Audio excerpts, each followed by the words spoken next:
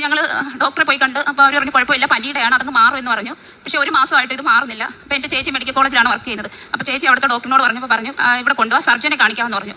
അങ്ങനെ സർജനെ കാണിച്ചപ്പം ഡോക്ടർ പറഞ്ഞു അത് റിമൂവ് ചെയ്ത് കളയണം എന്ന് പറഞ്ഞു. അങ്ങനെ അപ്പോഴൊന്നും ഞങ്ങൾക്ക് വലിയ പ്രശ്നമൊന്നും ഇല്ലായിരുന്നു. അത് പനിയുടെ അല്ലോ എന്ന് വിചാരിച്ച് ഞങ്ങളിരുന്നു.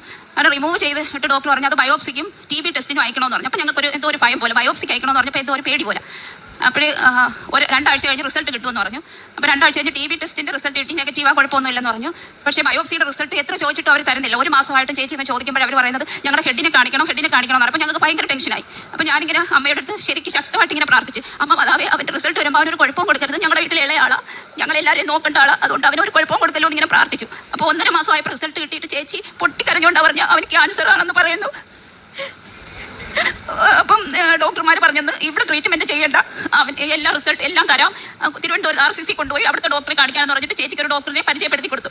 അപ്പോൾ ഞങ്ങൾ പിന്നെ എന്തോ വേണമെന്ന് ഞങ്ങൾക്ക് അറിയത്തില്ല. ഞങ്ങൾ ആകെ തകർന്നു പോയി. ഞങ്ങളുടെ വീട്ടിൽ ഞങ്ങൾ ആരോടും പറഞ്ഞില്ല. ഞങ്ങൾ മാതാവിനോട് ഇങ്ങനെ ശക്തമായിട്ട് പ്രാർത്ഥിച്ചുകൊണ്ടിരുന്നു. ഞാൻ പള്ളിയിൽ പോയി എനിക്ക് പരിസര ബോധം ഇല്ലാതെ ഞാൻ ഇരുന്ന് കരയുന്നത്. അപ്പോൾ എന്നോട് ഇങ്ങനെ 2 പേര് വയ്ക്കും, നീ എന്തിനാ ഇങ്ങനെ കരയുന്നു? പക്ഷേ ഞാൻ പറയത്തില്ല, എന്താണെന്ന് പറയുന്നില്ല. ഞാൻ മാതാവിനോട് ഒരു കാര്യം മാത്രമേ പറഞ്ഞോളൂ, എൻ്റെ സഹോദരൻ അങ്ങനെ ഒരു രോഗം കൊടുക്കരുത്, ഞങ്ങളുടെ വീട്ടിൽ ആർക്കും ഞങ്ങൾക്ക് താങ്ങാൻ പറ്റില്ല ആ ഒരു രോഗം, അങ്ങനെ ഒരിക്കലും അമ്മ ആ രോഗം അവന് കൊടുക്കരുത്, ഇവിടെ വന്ന് ഞാൻ സാക്ഷ്യം പറയാമെന്ന് പറഞ്ഞു. ഞങ്ങൾ RCC ചെന്ന് ഡോക്ടറെ കണ്ടു. ഡോക്ടർ നേരം പറഞ്ഞു ആദ്യമായിട്ട് ബയോപ്സിക്ക് അയക്കണം, എല്ലാം ആദ്യമായിട്ട് ചെയ്യാം, എന്നിട്ട് അത് കഴിഞ്ഞിട്ട് അവൻ്റെ ശരീരത്തെ എവിടെയെങ്കിലും ഇതുണ്ടോ എന്ന് അറിയാനുള്ള ഫുൾ സ്കാനിങ് ചെയ്യണമെന്ന് പറഞ്ഞു. അപ്പോൾ അതെല്ലാം ഞങ്ങൾ ചെയ്തു, ഡോക്ടർ പറഞ്ഞതുപോലെ എല്ലാം ഞങ്ങൾ ചെയ്തു. അപ്പോൾ ഒരു ഡിസംബർ 28-ാം തീയതി ഇതിൻ്റെ എല്ലാ റിസൾട്ട് ഒന്നിച്ച് തരും, അപ്പോൾ വന്ന് വാങ്ങി അന്നേരം വരാൻ പറഞ്ഞു. അപ്പോൾ നമുക്ക് എന്തോ നോക്കിയിട്ട് ട്രീറ്റ്മെൻറ്റ് തുടങ്ങണമെന്ന്. ആ ഡിസംബർ ക്രിസ്മസിൻ്റെ ആ ഒരു സമയം എന്ന് പറഞ്ഞാൽ ഞാൻ ശരിക്കും എന്താ ക്രിസ്മസ്, ആ ഉണ്ണീശോട് ഞാൻ ഒരു കാര്യം മാത്രമേ പറഞ്ഞോളൂ, ആ 28-ാം തീയതി റിസൾട്ടിനെ എല്ലാം ഇവന് ഒരു കുഴപ്പമില്ലെന്ന് പറയുന്നത് ഞങ്ങൾക്ക് അത്രയ്ക്ക് താങ്ങാൻ പറ്റുന്നതല്ല.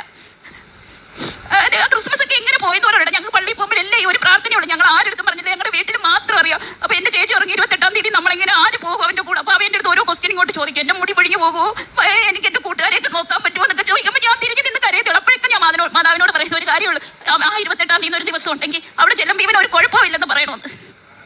അങ്ങനെ 28-ാം തീയതി ആയി. ഞങ്ങൾ ഡോക്ടറെ കാണാൻ അവിടെ നിൽക്കുമ്പോൾ ഈ വിളിക്കുന്നില്ല എന്നുള്ള ടെൻഷനാണ്, എന്തോ പറയും എന്നുള്ള. അപ്പോൾ ഡോക്ടർ അവൻ്റെ ടോക്കനായി വിളിച്ചപ്പോൾ അവനൊരു ഐസ് കണക്കാൻ നിൽക്കുന്നത്, എന്തോ ചെയ്യും ഡോക്ടർ എന്തോ പറയാൻ പോകുന്നത് എൻ്റെ റിസൾട്ടിൻ്റെ. അപ്പോൾ ഡോക്ടർ ചിരിച്ചിട്ട് അവനോട് പറഞ്ഞ് അവിടെ ഇരിക്കാൻ പറഞ്ഞപ്പോഴത്തേക്ക് എൻ്റെ ചേച്ചി പറയാം